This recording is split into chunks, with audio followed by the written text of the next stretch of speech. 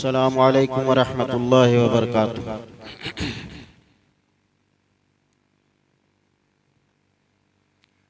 अल्हम्दुलिल्लाहि रब्बिल आलमीन वल आक़िबतु लिल मुत्तक़ीन वस्सलातु वस्सलामु अला अशरफिल अंबियाइ वल मुरसलीन व अला आलिहि व अस्हाबिहि अजमईन वमन तबिअहुम बिइहसानिन इला यौमिद्दीन। अम्मा बाद, फ़अऊज़ु बिल्लाहि मिनश शैतानिर रजीम, बिस्मिल्लाहिर रहमानिर रहीम।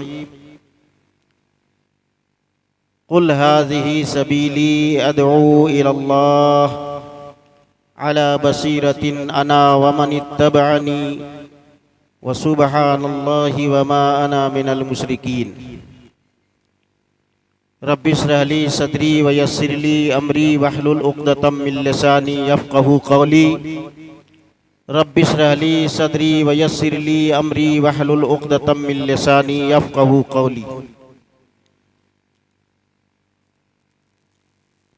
मोहतरम सामईन कराम, स्टेज पर तशरीफ़ फरमा जनाब सदर इजलास व दीगर उलमाए कराम,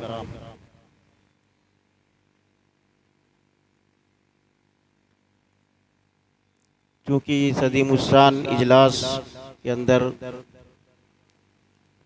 अज़ीमुश्शान खुतबा मदऊ हैं, मैं इस प्रोग्राम के तकरीरी प्रोग्राम का एक तमहीद समझ लीजिए, क्योंकि वक्त भी बहुत मुझे महदूद मिला है और अपने मुकर्ररा वक्त में एक पैगाम आप तक पहुंचाना चाहता हूं।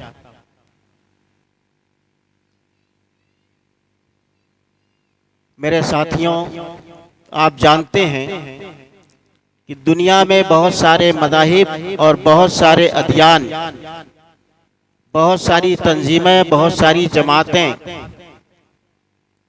मौजूद हैं, लेकिन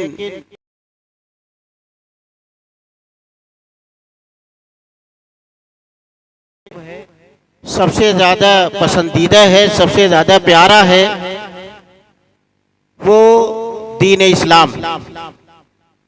तमाम मज़ाहिब और तमाम अदियान के अंदर दीन इस्लाम अल्लाह को सबसे ज़्यादा प्यारा और सबसे ज़्यादा महबूब है।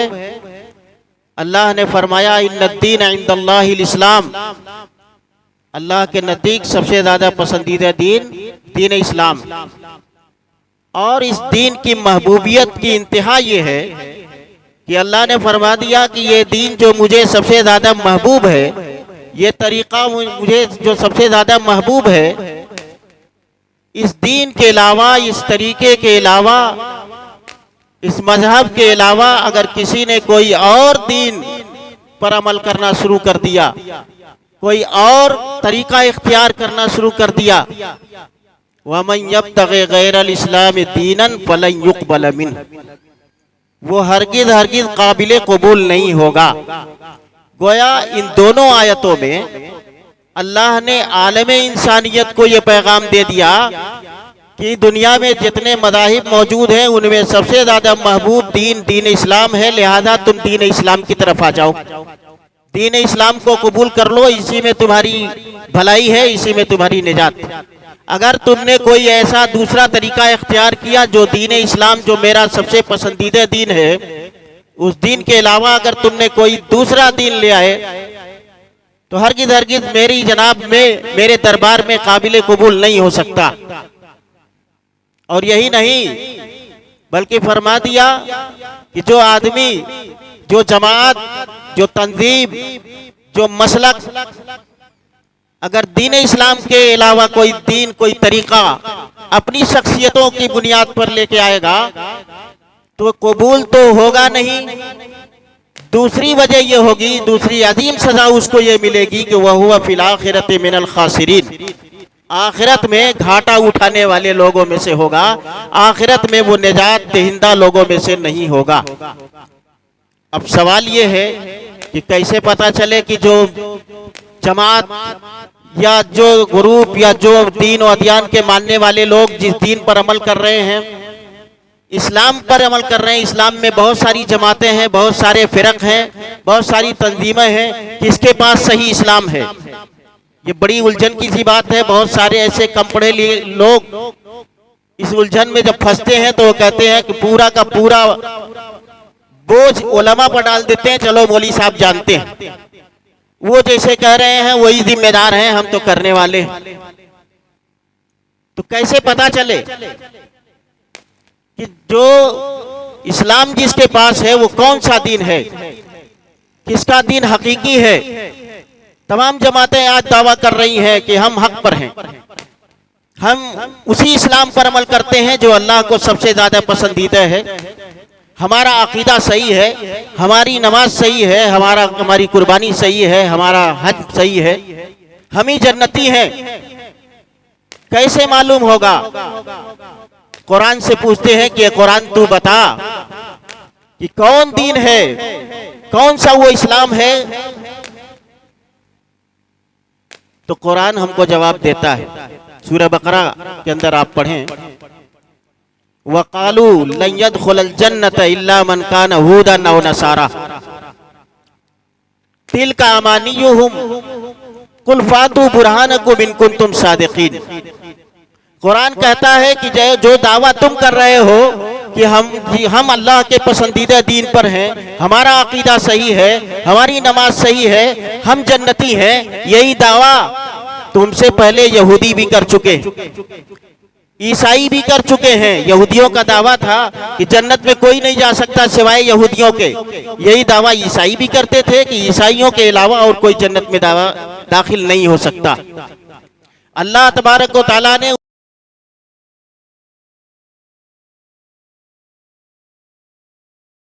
उनके पास दलील है क्या? कोई दलील है? तो दलील कैसी थी? अल्लाह तबारक व तआला ने फरमाया कुल फातू हातू बुरहानकुम इन कुंतुम सादिकीन। तुम्हारे पास कोई दलील है? दलील बुरहान, ऐसी दलील जो कतई दलील हो, जिसको कोई आदमी काट न सके, दलील सुल्तान हो, दिलो दिमाग पर आदमी के मुसल्लत हो जाए और माने बगैर उसको चारा न रहे, हाथ उठा दे कि हाँ बिल्कुल सही बात, ये दलील बुरहान है। दलीलें तो बहुत दी जाती हैं, मंतकी दलील, फलसफियाना दलील, मनमानी दलील। कुरान से भी दलील दी जाती है कि देखो ये आयत बता रही है कि हम हक पर हैं, ये आयत शिर्क की करने में ये आयत है, कुफ्र के करने में ये आयत है। तमाम लोग अपने अपने मनहज के मुताबिक कुरान से दलीलें देते हैं। कादियानी भी दलील देते हैं कुरान ही से कि मिर्जा कादियानी नबी हैं। लेकिन ये तमाम दलीलें जिस तरीके से यहूद और नसारा ने दलील दिया था कि नहनो अबनाउल्लाह व अहिब्बाहु, हम अल्लाह के बेटे हैं, उनके महबूब हैं, इसलिए हम जन्नती। उलझी हुई दलील नहीं चाहिए। आदमी का ध्यान उलझ जाए बहसो मुबाहिसे में, वो आदमी बहसो मुबाहिसे में उलझ करके हैरान और परेशान हो जाए, हाथ जोड़ दे चलो भाई आप ही का दीन सही है, वही मानते। तो ऐसी दलील उलझी हुई नहीं, मुअक्कद दलील नहीं चाहिए। दलील बुरहान हो, बैयना हो, दलील सुल्तान हो, दिलो दिमाग पर छा जाए और माने बगैर चारा न रहे। हातू बुरहानकुम इन कुंतुम सादिकीन। अब तय ये करना है कि दलील है क्या चीज, कौन कौन सी चीज दलील बनेगी, हकीकत में दलील किसको कहते हैं। तो कुरान और हदीस के मुताले से ये बात वाज़ेह हो जाती है कि दलील सिर्फ दो चीजें हैं। एक अल्लाह की किताब, अल्लाह ने फरमाया शहरु रमज़ान अल्लज़ी उन्ज़िला फ़ीहिल कुरान हुदल लिन्नास व बय्यिनातिम मिनल हुदा वल फुरक़ान।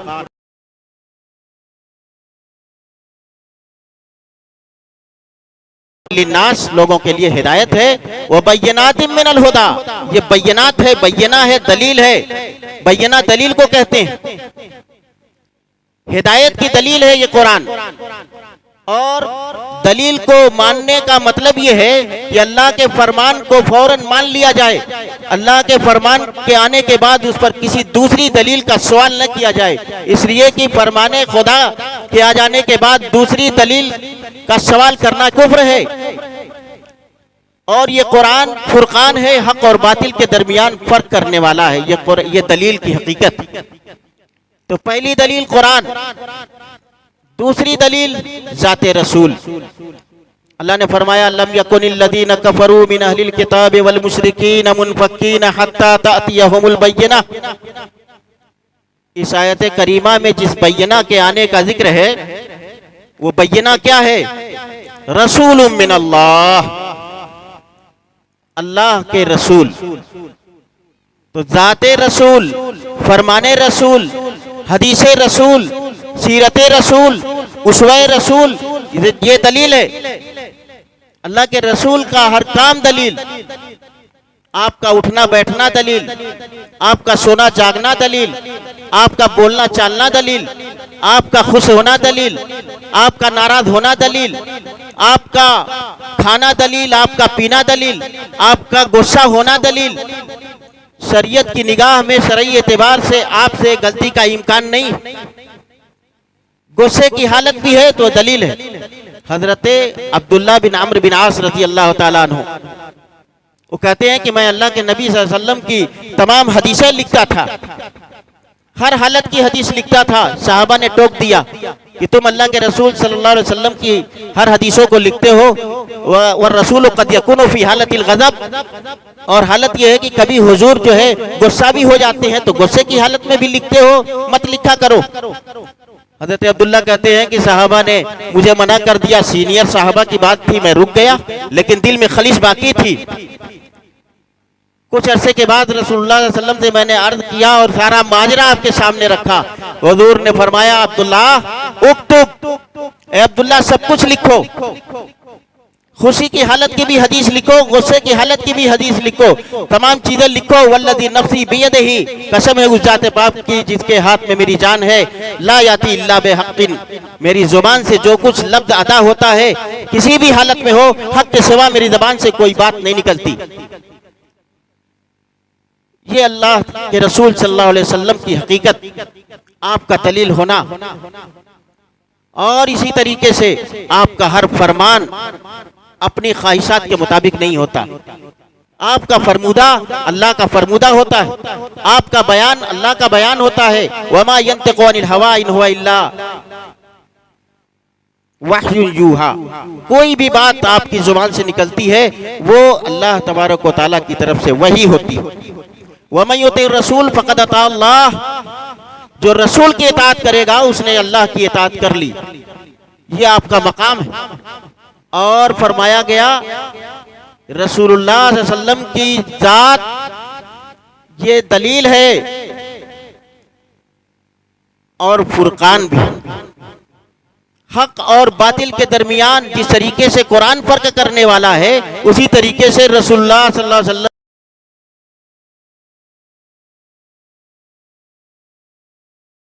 किताबुल इत्तिसाम में इमाम बुखारी रहमतुल्लाह अलैह ने यह हदीस जिक्र की है। अल्लाह के नबी सल्लल्लाहु अलैहि वसल्लम घर में सो रहे थे। अल्लाह तबारक व तआला ने आपकी शान और आपका मकाम वादा करने के लिए फरिश्तों को भेजा। कुछ फरिश्तों ने कहा कि यही साहब हैं, इनकी तो बहुत बड़ी शान है लेकिन सो रहे हैं। दूसरों ने कहा कि सो नहीं रहे हैं, इनकी आंख सो रही है, दिल जाग रहा है। बहरहाल फरिश्तों ने कहा कि इनकी एक मिसाल है। कहा गया बयान करो, तो मिसाल बयान की फरिश्तों ने।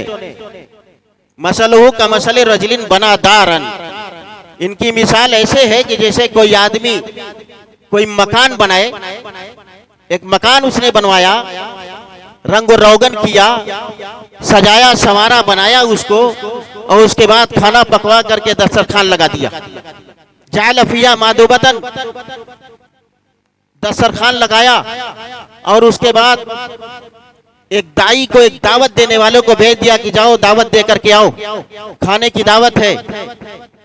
अब ये दाई गया, फमन अजाबत दाई, जिसने दाई की दावत को कबूल किया, दावत देने वाले की दावत को कबूल किया, दखलत दारा, वो आएगा, वो मकान के अंदर दाखिल होगा और दस्तरखान से खाएगा। लेकिन जिसने दाई की दावत को कबूल नहीं किया, वो घर में भी नहीं आएगा और घर के अंदर सजा हुआ दस्तरखान उससे कुछ खाएगा नहीं। इतना कह करके चुप हो गए। फरिश्तों ने कहा कि भाई इसकी जरा और वजाहत करो और जरा तफसील बताओ, इसकी तफसीर बताओ ताकि समझ जाएं। तो क्या कहते हैं कि देखिए ये जो मकान बनाया है, जो मकान है ये जन्नत है और दाई यही है जनाब मोहम्मद रसूलुल्लाह सल्लल्लाहु अलैहि वसल्लम की जात, आप दाई हैं। उसके बाद दीन का खुलासा और उसका निचोड़ बयान कर दिया। वमन अता मुहम्मदन फकद अता अल्लाह वमन असा मुहम्मदन फकद असल्लाह। जो अल्लाह की, जो मोहम्मद सल्लल्लाहु अलैहि वसल्लम की इताअत करेगा वो अल्लाह की इताअत करेगा, और जिसने मोहम्मद सल्लल्लाहु अलैहि वसल्लम की नाफरमानी की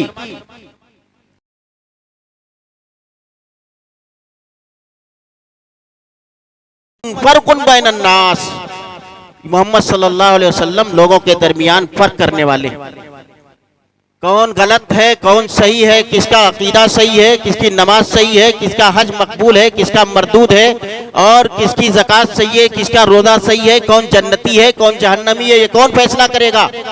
वो जात मोहम्मद रसूलुल्लाह सल्लल्लाहु अलैहि वसल्लम की जात है। क्यों? इसलिए कि कुरान के दलील होने के बाद सबसे बड़ी दलील रसूलुल्लाह सल्लल्लाहु अलैहि वसल्लम की जात। दोनों बैयना है, दोनों फुरकान है। इन दोनों दलीलों के बाद कोई और दलील नहीं है। आदमी का कौल दलील नहीं है, आदमी का फरमान दलील नहीं है, किसी मुफ्ती का फतवा दलील नहीं है। दलील के मुआफिक हो सकता है, दलील नहीं बन सकता। दलील एक शरीयत ही है, अल्लाह कुरान और हदीस ही दलील है। किसी आदमी ने कोई बात कही, कोई फतवा दिया, वो बताते खुद दलील नहीं है, दलील के मुआफिक है। दलील अल्लाह के रसूल। अब जब ये मालूम हो गया कि दलील सिर्फ दो चीजों का नाम है, कुरान और हदीस का, तो कुरान और हदीस की दलील एक ऐसा मेयार है जिसको अपना अकीदा देखना है कि मेरा अकीदा सही है कि नहीं, मेरा अमल सही है कि नहीं, मेरी इबादत सही है कि नहीं, मेरी नमाज सही है कि नहीं, मेरा हज और ज़कात सही है कि नहीं, मेरी कुर्बानी सही है कि नहीं, मैं जन्नती हूँ कि जहन्नमी हूँ। वो आए और इन्हीं दोनों दलीलों पर अपने दावे को रखे और परखे और समझ जाए कि हाँ मैं क्या हूँ। अगर इन दोनों दलीलों के मुताबिक अमल है, अकीदा उसके मुताबिक है, आमाल उसके मुताबिक है, इबादत उसके मुताबिक है, तो सभी समझ जाइए कि वही जमात हक पर है, वरना वो हक पर नहीं। मेरे भाइयों, रसूलुल्लाह सल्लल्लाहु अलैहि वसल्लम ने सहाबा इकराम का जो मिजाज बनाया था, जिस मनहज पर उनकी तरबियत की थी, जिस तरीके पर उनको सजाया था, बनाया था, संवारा था, और जो इस्लामी मुआशरा तश्कील दिया था, उसका नतीजा ये था कि सहाबा इकराम बगैर दलील के कोई बात मानने के लिए तैयार नहीं होते थे, चाहे वो अपने वक्त का खलीफा आजम क्यों ना हो।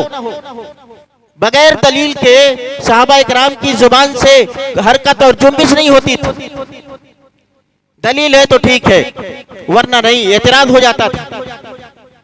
आपको याद है रसूलुल्लाह सल्लल्लाहु अलैहि वसल्लम ने जब सफरे आखिरत किया, आपकी जब वफात हो गई, आपका जब इंतकाल हो गया, तो सहाबा की जो गम और अलम की जो कैफियत थी, ये आपको मालूम है।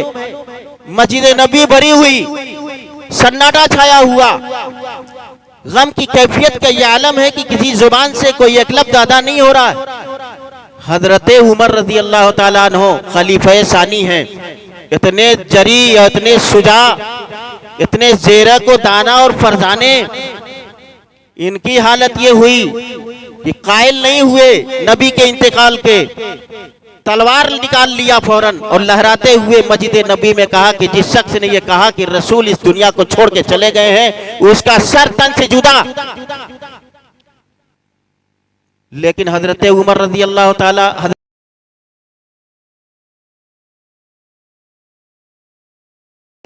क्या कहा, लोगों, मन कान याबुदु मुहम्मदन फइन्न मुहम्मदन कद मात व मन कान याबुदुल्लाह फइन्नल्लाह हय्युन ला यमूत। सुनो, जो आदमी मोहम्मद सल्लल्लाहु अलैहि वसल्लम की पूजा करता था, उनकी इबादत करता था, तो वो जान ले कि मोहम्मद सल्लल्लाहु अलैहि वसल्लम ने इस दुनिया को छोड़ दिया, आप वफात पा गए, आप सफरे आखिरत को चले गए। जो अल्लाह की पूजा करता है, जो उसकी इबादत करता था, वो समझ ले कि अल्लाह तबारक व तआला जिंदा और जावेद है, उसको कोई मौत नहीं आएगी, उसको वफात नहीं होगी। लेकिन ये दावा दोनों तरफ, हजरत उमर रजी अल्लाह ताला अन्हु कायल हैं, रसूल इंतकाल नहीं किए, आपकी वफात नहीं हुई, तलवार निकल गई है, धमकी है कि जिसने कह दिया कि रसूल इस दुनिया से चले गए तो सर तन से जुदा कर देंगे। एक तरफ दावा ये है, दूसरी तरफ हजरत अबू बकर रज़ियल्लाहु ताला अन्हु का दावा है कि नहीं, आप दुनिया छोड़ गए, आप वफात पा गए, दलील किसी के पास नहीं है। इसीलिए सहाबा इकराम रिज़वानुल्लाह अलैहिम अजमईन खामोश हैं, बिल्कुल सन्नाटा छाया हुआ है, दलील के मोहताज है, दलील ले आओ तब मानेंगे। खलीफे अव्वल और खलीफे सानी फजीलतों का पहाड़ लिए हुए हैं। हजरत अबू बकर रज़ियल्लाहु ताला अन्हु की फजीलत आप जानते हैं, यारे गार हैं, दुनिया में जन्नत की बशारत है, और कहां कहां किस तरीके से आपके बारे में हुजूर ने कहा है कि तमाम लोगों से मैंने जितनी बातें ली है, जितना कर्जा लिया था, सब कर्जा मैंने चुका दिया है। अबू बकर से जो कुछ लिया था मैं उसको चुका नहीं पाया। और जब जिस आदमी पर भी मैंने इस्लाम पेश किया, हर आदमी के दिल के अंदर जर्रा बराबर कुछ न कुछ तशवीश रही। अबू बकर के सामने मैंने इस्लाम रखा, बेला झिझक के, बेला तशवीश के उसने कबूल कर लिया। ये फजाइल हैं। हजरत उमर के फजाइल आप जानते हैं, कहते हैं कि कुरान की आयत मेरे ऊपर नाजिल हो रही हैं, नबवी घराने में नाजिल हो रही है, मशवरा और उनकी राय और उनकी ख्वाहिश किसकी है? उमर की है। उमर की ख्वाहिश के मुताबिक कुरान नाजिल हो रहा है। ये फजीलत के पहाड़ है, दोनों सहाबी खिलाफत उला और खिलाफत सानिया के हामिल हैं, लेकिन दावा है, दलील नहीं है। सहाबा ने कुछ नहीं कहा। अब दावा के साथ दलील देखिए। हजरत अबू बकर सिद्दीक रज़ी अल्लाह ताला अन्हु उठते हैं, मिंबरे रसूल पर जाते हैं और क्या कहते हैं? दलील, अल्लाह के रसूल इस दुनिया को छोड़ के चले गए, दलील सुनो। वमा मुहम्मदुन इल्ला रसूल कद खलत मिन क़ब्लिहि रुसुल फ़इन माता व क़ुतिला इंक़लबतुम अला अक़ाबिकुम। मोहम्मद सल्लल्लाहु अलैहि वसल्लम रसूल हैं। कद खलत मिन क़ब्लिहि रुसुल, इस दुनिया में जितने रसूल आए और इस दुनिया को छोड़ के चले गए, उसी तरीके से ये मोहम्मद सल्लल्लाहु अलैहि वसल्लम भी रसूल हैं, ये भी दुनिया छोड़ के चले गए। ये रहने वाले नहीं थे, यहाँ उनको जिंदा जावेद की कोई ऐसी खुशखबरी नहीं दी गई थी कि आपको मौत नहीं आएगी, आप भी चले गए। तो क्या दुनिया रसूलुल्लाह सल्लल्लाहु अलैहि वसल्लम दुनिया छोड़ देंगे तो तुम भी अपना दीन छोड़ दोगे? वो दुनिया से चले जाएं या उनको शहीद कर दिया जाए, कत्ल कर दिया जाए, तो क्या तुम दीन से वापस हो जाओगे? उसके बाद फरमाया इन्नका मय्यतुन व इन्नहुम मय्यतून, आपको भी मौत आएगी और दूसरे लोगों को भी मौत आएगी। और फरमाया कुल्लु मन अलैहा फान व यबका वजहु रब्बिका जुल जलाली वल इकराम, हर चीज को फना है, बाकी सिर्फ एक वहदहु ला शरीक की जात रहेगी। दलाइल देना शुरू किया तो सहाबा इकराम रिज़वानुल्लाह अलैहिम अजमईन के हैरानो परेशानी का आलम यह था कि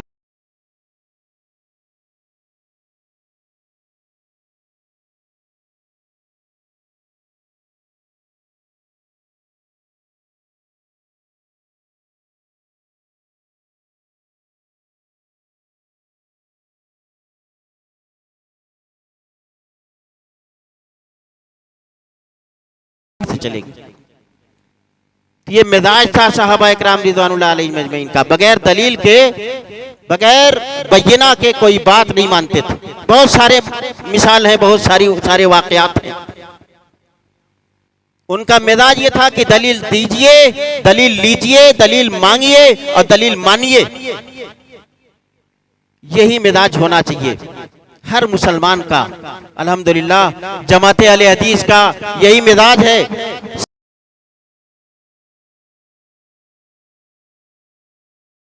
यही है। और आपके बाद आने वाले ताबईन, तबे ताबईन, मुहद्दिसीन, अइम्मा मुज्तहिदीन, इमामाने दीन, उलमाए दीन, सबका मिजाज यही था और जमात अहले हदीस का भी मिजाज यही है कि दलील, बगैर दलील के कोई बात हम नहीं मानेंगे, बगैर बय्यना के कोई बात नहीं मानेंगे, चाहे वो अपने वक्त का कितना बड़ा आलिम क्यों न हो।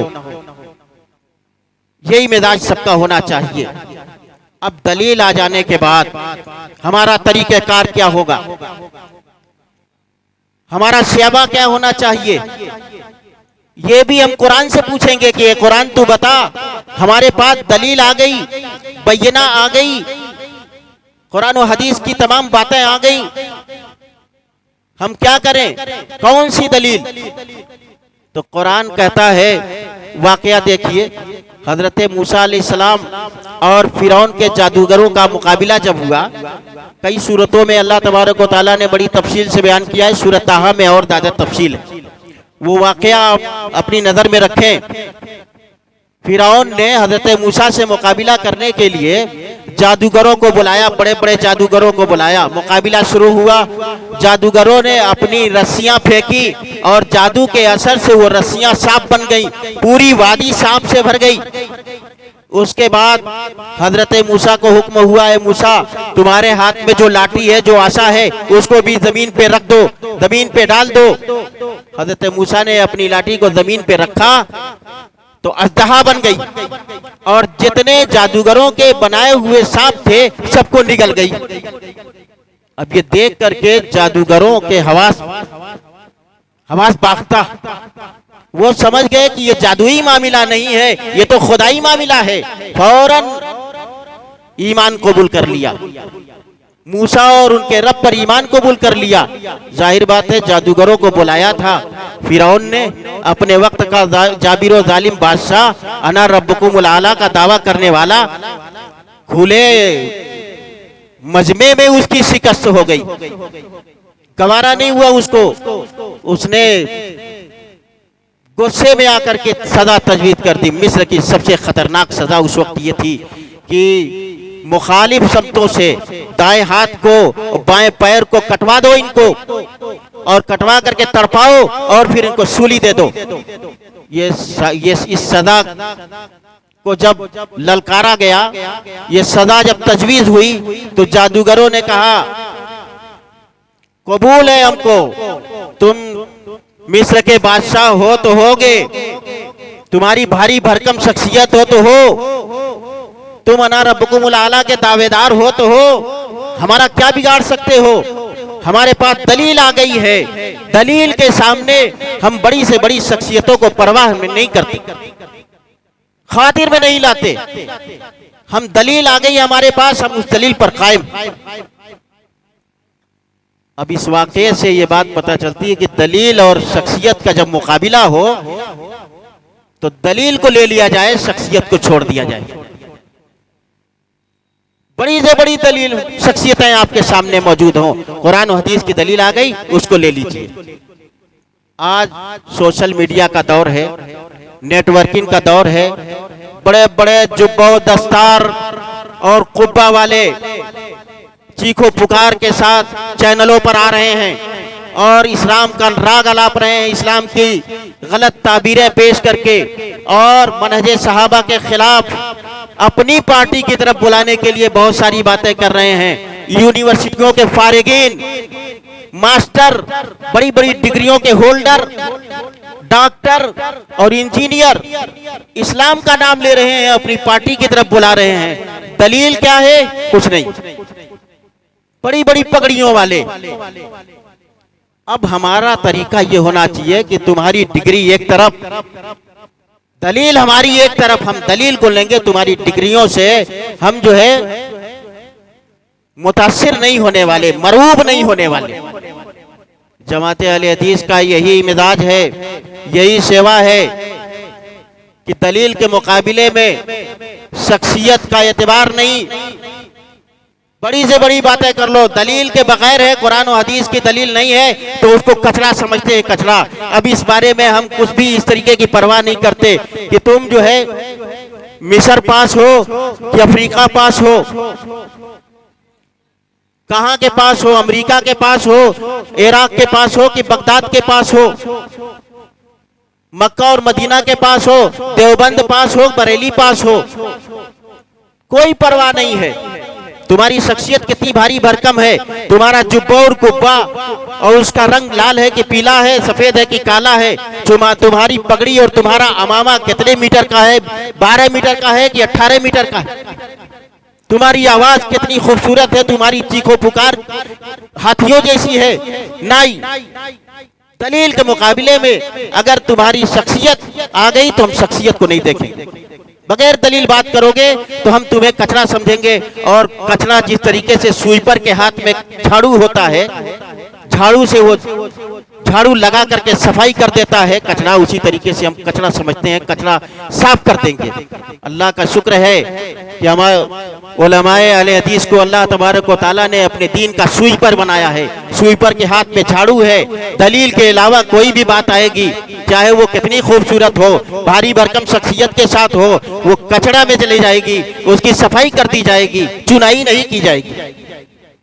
यही दावत है इस्लाम की, और यही दावत है अल्लाह की, यही दावत है रसूलुल्लाह की, यही सहाबा का मनहज रहा और सहाबा के बाद आने वाले लोगों का रहा, यही जमात अहले हदीस का मनहज है, यही तरीका है। कुल हाज़िही सबीली, कह दीजिए नबी पाक सल्लल्लाहु अलैहि वसल्लम, कुल हाज़िही सबीली, यही मेरा रास्ता है।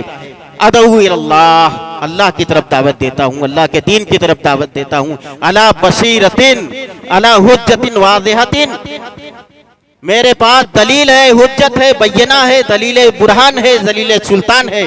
दलील के बगैर मैं कोई बात नहीं करता। सुबहान अल्लाह, मैं बुलाता हूँ और मेरे मुत्तबईन बुलाते हैं। रसूलुल्लाह की दावत भी वही, सहाबा किराम की दावत भी वही। अल्लाह पाक है, वमा अना मिनल मुशरिकीन, मैं मुशरिकों में से नहीं हूँ। करम तेरा कि बेजौहर नहीं मैं, करम तेरा कि बेजौहर नहीं मैं, गुलामे तगरलो संजर नहीं मैं। जहां बीनी मेरी फितरत है लेकिन, जहां बीनी मेरी फितरत है लेकिन, किसी जमशेद का सागर नहीं मैं। वमा अलैना इल्लल बलाग, व आखिरु दावाना अल्हम्दुलिल्लाहि रब्बिल आलमीन। अस्सलामु अलैकुम।